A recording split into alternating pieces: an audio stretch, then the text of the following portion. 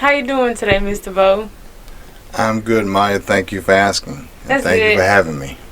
I'm Maya here with the Part of Foundation. We're partnering with Shaking Hands with the Future. And can you tell us a little bit about your profession and community involvement?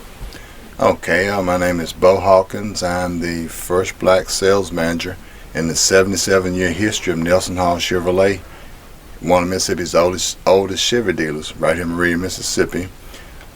My community involvement includes I'm the parade coordinator for the Martin Luther King Celebration Committee. I'm the logistics coordinator for the Lauderdale County Relay for Life for several years.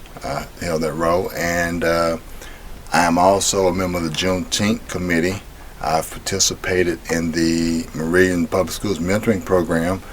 Also a sponsor of Meridian High School activities and athletics. So you do it all. I try to do my best. What did you do before you got into your profession?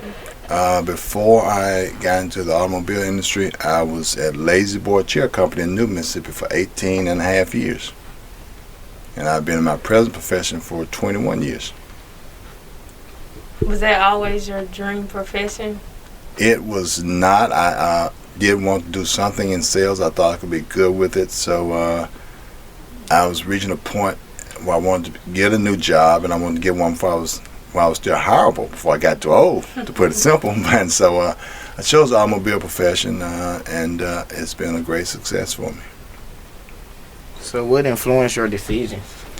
I had some people in that profession that I really looked up to that had been mentors to me growing up in small town Mississippi. And I saw that they were very successful at it and liked what they were doing. And I always wanted to do something that I liked what I was doing, that I could help people in the progress and be successful with doing. Have you ever had any second thoughts about your profession? Yes, ma'am. The first 3 years in the automobile industry are tough. To answer your question, the lifespan of the average automobile salesperson is 18 months in this state. People don't last.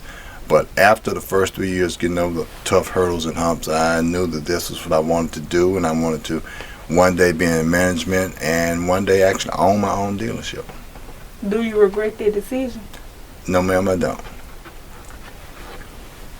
How do you balance your position? How do you balance your position and dedication to the community? It is a tough balancing act sometimes, sir.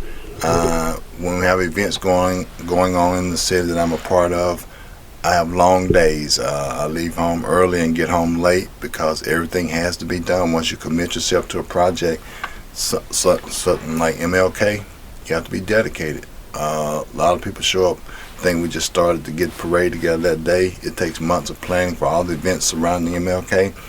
And so it's a tough balancing act sometimes, but I believe it's worth the work, so we make it happen. Is it important to be active in the community? It is very important to be active in the community.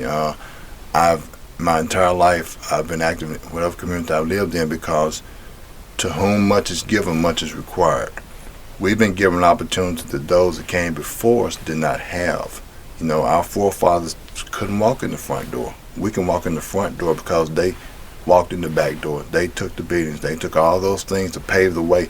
I stand on broad shoulders, so I feel that it's important for me to stand and try to have a positive impact on our community, so the young people like yourselves can stand on my shoulders. What advice would you give your high school self? My high school self. What advice would I give my high school self? Well, to be more goal-oriented, to actually know what I wanted to do around the 10th grade, to actually know what career choice I wanted to make. I kind of just stumbled through it, and didn't know what I wanted to do. And as they say, it took a while to find myself and what I wanted to do. Yeah. Seeing how society is today, what advice would you give our generation? I would tell your generation to stop, pause, take a deep breath, look back over your shoulder from whence you came to know where you want to go, and set a course for yourself. Make a career choice and be willing to work really hard to make that career choice work. Study, as the Bible says, study to show thyself approved. I mean, whatever you choose to be the best at it. I mean, find out what it takes for you to be the best. Your generation has the opportunity to go further than any generation in the existence of our race, because others have paved the road for you to walk on. It's up to you to make good personal choices. Surround yourself with people not only who are successful, but people who want you to be successful, because it takes one to push one. And always remember, there's somebody that you can always reach down and pull up. And that's my advice to you, to always be willing to work as hard as you want to, as hard as you have to achieve your goals. And no goal is unattainable if you're willing to work. And I want to say this to you, your skin is not your sin. Don't ever take that.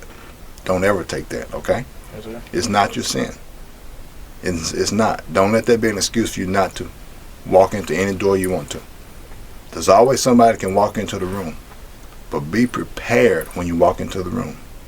I put a name on your generation from time to time, and I call it the microwave generation, because you know we used to boil stuff on the stove, on the oven, and put it in the stove, but now we put it in the microwave and it's done instantly.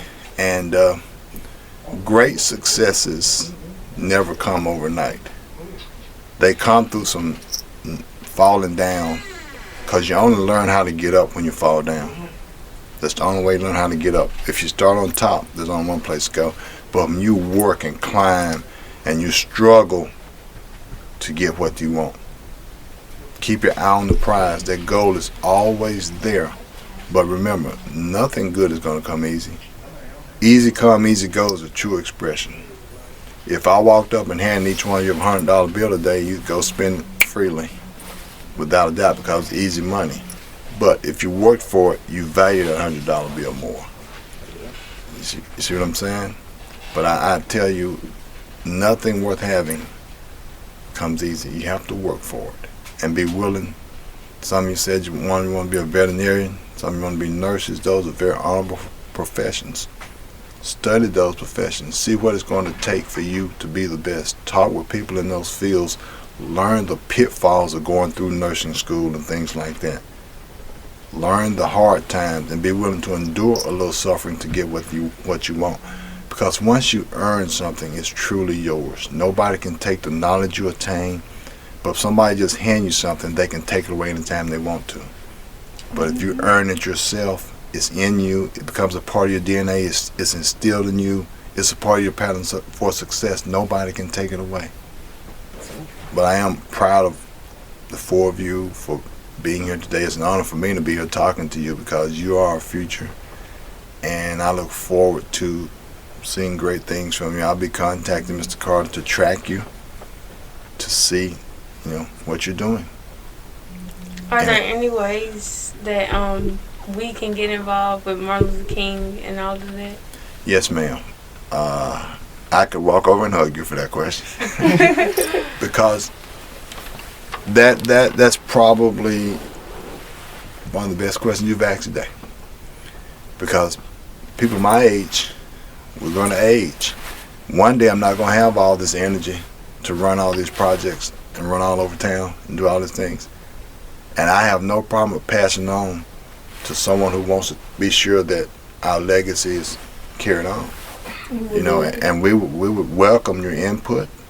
We would welcome your participation in any way, shape, form, or fashion, because we don't have all the ideas.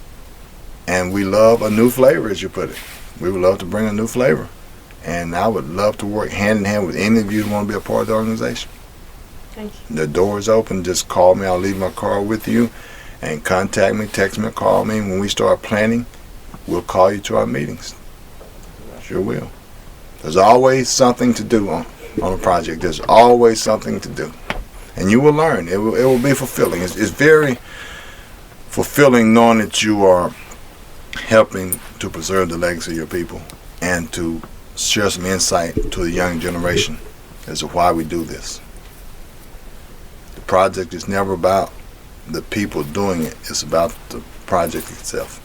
And one thing I like I said, my motto in life is to whom much is given, much is required.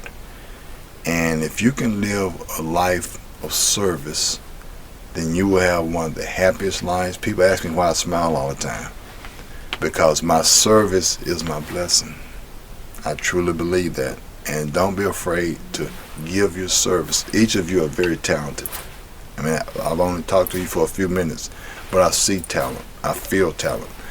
And there will be some point in your lives, starting now, that you can serve humanity in a positive way. And that's the most gratifying, one of the most gratifying feelings you can get when you say, you know, I helped make that person's life better. That's one of the most gratifying of all the things I do. To pick somebody up who nobody's ever reached down to, it's just one of the most gratifying things, because we all have to come up together or we don't come up at all. But let me tell you something, let me share one, like I said, about service. As you heard us talking, I'm a cancer survivor.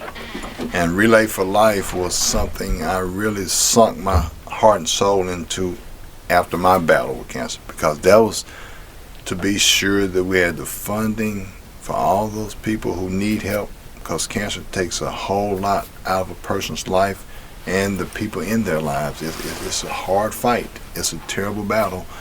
And so I have worked with Relay. Some days I go to my job at 7:30 and I get home at 10:30, because after my job I just start all over again doing the Relay project at night, getting ready for it. You know, because it's a service. It's to help somebody else who really needs help. And it feels, I'm tired, but at the end of the day I really feel good about it, because I know that I give my all to help make life better for somebody else. And you will learn in life that that's one of the most gratifying things that you can do. It surely is. But I will be accessible to you all anytime. I will leave my card with you. If you have a question, if you need a reference, if you need anything that you think will help you advance yourself, feel free. I live a busy schedule, keep a busy schedule, but I will get back to you. I guarantee you that. That you can count on, okay? But again, it's been an honor to be here with y'all, because I just see so much promise. I really do. Stick with the program. Mr. Carter is I'm much older than Mr. Carter, but Mr. Carter is my hero. He really is. And I don't say that behind his back. I tell him I'm extremely proud, and I tell a lot of people how proud I am. We got this young man, Marie, who's really making a difference and impacting the lives of our young people. And there's nothing like having good leadership, and he has your best interests at heart all the time. He wants you to be the best you can be, and not everybody wants that for you, but when he's willing to sink his heart, soul, and money and time and everything into making you your best you, appreciate that. I appreciate him. I mean, I really do. He was skeptical about calling me for this on Super Bowl Sunday. If he can work all these days to do this, I don't care when he calls me, I'm coming.